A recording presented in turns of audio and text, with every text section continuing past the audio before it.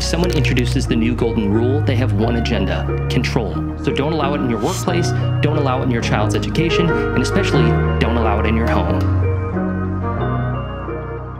Moral decay often has great marketing. For example, I'm not sure if you noticed, but there's a new golden rule in town, and despite being just one word different from the original, it promises to be much more inclusive, tolerant, and fitting for today's society, which is why it should be a huge red flag. I'm Caleb. I'm a husband, a father, an independent media contractor. In my free time, I review guns, gear, cars, and now I'm doing these dedicated rants. A better name will be coming, I promise.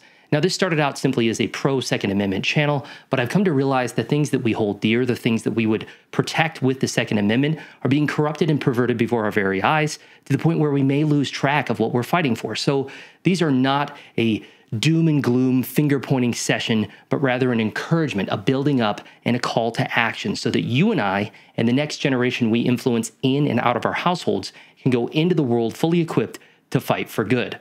So with that in mind, let's talk about deceptive turds wrapped in a shiny disguise, the new golden rule, also known as the platinum rule, which didn't age very well because at this moment gold is trading for more than double the price of platinum. Coincidence? I think not! This is from an article titled, "It's Time to Stop Following the Golden Rule," from Harvard Business Review. It explains, in our modern workplace with all of our different preferences, cultural backgrounds, professional disciplines, ages, genders, sexual orientations, etc., I find it a little ironic that they leave everything else up to etc. It doesn't seem very inclusive. Treating others as you would like to be treated isn't always the best option. Although it can be helpful to put yourself in someone else's shoes, doing so can actually lead to making assumptions based on your own perspective. You know what they say about making assumptions, right? It's time to adopt the new golden rule. Here we go. Treat others as they would like to be treated. I hope you saw the difference there. It's a small change, but one that can make a huge difference. I couldn't agree more. All it takes to put this new mindset into practice is understanding, curiosity, and compromise. Ah, my favorite, compromise.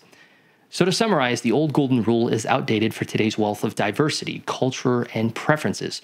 Or to put simply, it's narrow-minded and uninclusive. After all, there were only 3 occupations back in the day: farmers, fishermen, and carpenters, and only 2 genders: rickets and tuberculosis. Now you might be thinking, it's just one word, calm down, you're being sensational. And I get that. And even my wife questioned my judgment on this initially. Oh, Kathy! But the problem with small and seemingly harmless changes to moral guidelines is that they can have big ramifications. And a rotten core cannot be pruned or amended. The damage is irreversible. And you know what else is irreversible, or at least should be? The Second Amendment. And conveniently, this episode is brought to you by Extar USA, maker of fine spicy polymer freedoms.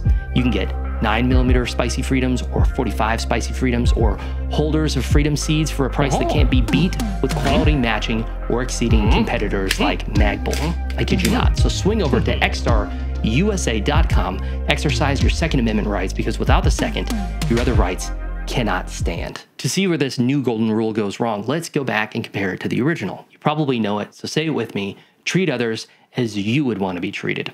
Its origins date back to the words of Jesus in Matthew 7:12. So in everything, do unto others as you would have them do unto you, for this sums up the law and the prophets. Everybody wants to be treated with a sense of fairness, kindness, and mercy, and those self-evident truths should serve as a standard of how we treat others. And it's a consistent theme in the Bible. The law of the prophets, for example, refers to what Moses taught over 3,000 years ago in the second half of Leviticus 19:18. Love your neighbor as yourself. And the best part about the golden rule is its simplicity. There is zero external information needed to exercise this rule on a daily basis when interacting with others. It can be practiced with people you see every day and with complete strangers you pass on the freeway. I sure hope so. It's one of the most basic principles, and I use it as a guide and a way to discipline my children because I love them. In the most basic sense of programming, if this, then that, is this the way that I would want to be treated? If the answer is yes, then do that to others. If the answer is no, don't do that to others. Why did you take that toy away from your brother? Would you like it if I took that toy away from you? No? Okay. Why did you push your sister? Would you like it if just because I'm bigger than you, I pushed you? No, then don't push your sister. And because of this simplicity, the golden rule has been understood as the standard of how a free and equal people should treat one another, even outside of Christian beliefs. So why the sudden change? Well, often when you hear someone introduce the new golden rule, they're setting the moral parameters in a workplace or other controlled environment, especially educational. And to be clear, that should always be a red flag. Why should the moral guidelines of a controlled environment ever be different from the ones outside of that environment? And the answer is because there's an agenda being introduced. My first exposure to the new golden rule was in a required training during my employment with a major telecommunications company. And I can tell you they were not a very moral company. Now, the trainer explained that treating others the way you want to be treated is kind of selfish. And to her point, doesn't the Bible say in Philippians 2:4 that we should look not only to our own interests, but also to the interests of others? Well, I would argue there's a big difference between looking to others' interests and demanding that everyone look to yours. Sure, it might boost your confidence, but it often demands special behavior modification or denial of basic truths or giving up constitutional rights. And if you run this through the same logic path as before, if this, then that, I'm going to treat others the way they want to be treated. It then adds the requirement, how do they want to be treated? So now there's this extra obligation of figuring out how they want to be treated, submitting to that desire, even if there's no mutual respect. And if the way they want to be treated doesn't include having that reciprocation, then that's okay because that's how they want to be treated. And therein lies the agenda. People want to do away with the original golden rule because they want to control others based on their desires, even if their desires are self-focused and demand an unfair exchange from everyone around them. With the original golden rule, you can at least maintain your values and you're still treating others by a standard of good that you can agree with, which means you're treating them the best way you know how. As much as I want you to believe the same things that I believe, I still want you to have the choice and the freedom to believe what you want to believe. And only through the merit of weighing values should you abandon your old ones for new ones. So my first problem with the new golden rule is that it's agenda-driven. Number two, the new golden rule is self-indulgent. Let's go back to Philippians 2:4. Look not only to your own interests, but also the interests of others. There's a separation between looking to someone's interests and treating them the way they want to be treated. Newsflash, not every desire is good. Jeremiah 17:9-10 says, the heart is deceitful above all things and desperately wicked. Who can know it? And yet, the messaging we see today from popular culture is, follow your heart, be true to yourself. At the end of the day, I knew I was true to myself, and that's all that matters. This is basically treating yourself like a god, I hope you know, willingly believing that your desires and what you feel in your heart supersedes all truth. I'm going to be honest, I don't always want to get up in the morning and go to the gym. Sometimes I'd rather just sleep in, not go to work, eat sweets, and play video games all day. That sounds very interesting.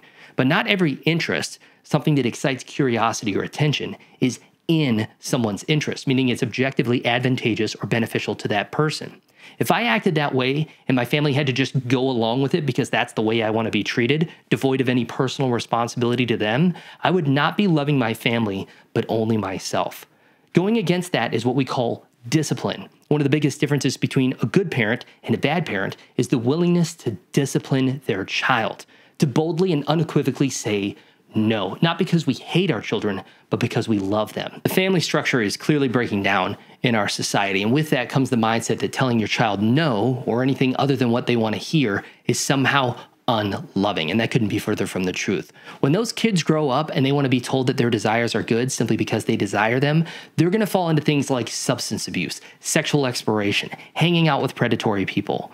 And when your desires are the ultimate authority in your life and everyone around you just treats you the way you want to be treated regardless of consequences, that's not love, that's hate. So if you're a parent who refuses to tell your child no because you want them to like you love yourself and you hate your child. Great Scott. I know, this is heavy. The last point I want to make is that the new golden rule demands compromise. This was the final point made in that article from Harvard Business Review. We're all going to have to make compromises to make this new golden rule work. Well, we were told similar things during COVID. Compromises need to be made to keep everybody safe. Kids are going to have to wear masks despite psychological damage. Small businesses are going to have to close, even though big ones don't have to. Your spiritual and physical fitness will have to go on hold while we close churches and gyms, but not strip clubs. All in the name of compromise.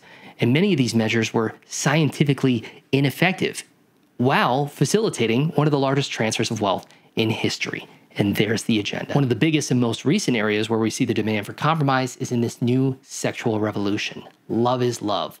What is a woman, right? This unconditional acceptance, It's all in line with the new golden rule, and it has incubated and facilitated some of the most depraved and wicked behavior imaginable. I'm not saying everybody who supports the LGBT movement is in favor of registered sex offenders reading to children in public libraries, or teachers who deal child pornography, or the audacity of having to show respect to some of the sickest people on the planet, calling them minor attracted people. Ugh. This is what treating others the way they want to be treated looks like. This is what it leads to, and it's disgusting. The Bible is pretty clear that if anyone causes one of these little ones to stumble, it'd be better for them to have a large millstone hung around their neck and to be drowned in the depths of the sea. That was Jesus' words, by the way, the same guy that came up with the golden rule. So in conclusion, the new golden rule is a perversion of something good. It's a cheap knockoff, and if allowed to thrive in our society, there's no limit to the depravity that we can see. And it's so deceptively minuscule that I don't think most people will even bat an eye and would rather just go along with it so to avoid inconvenience and unpleasantries. And that is the definition of cowardice. I hope you found this beneficial. I hope it encourages you and fills up your tank, and that it causes you to love others more while also safeguarding against the deception of this world. I'm still going to be doing gun gear and car reviews, with possibly a special interview with a good friend of mine about the value of LARPing and how it affects the Second Amendment.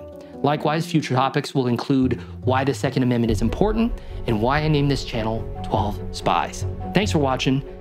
And this is usually where I would do a rant, be like, thanks for watching, and remember, but I just did the rant, so I guess I'll just say goodbye.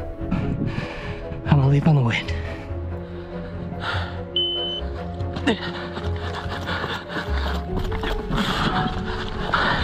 I'm gonna leave on the wind.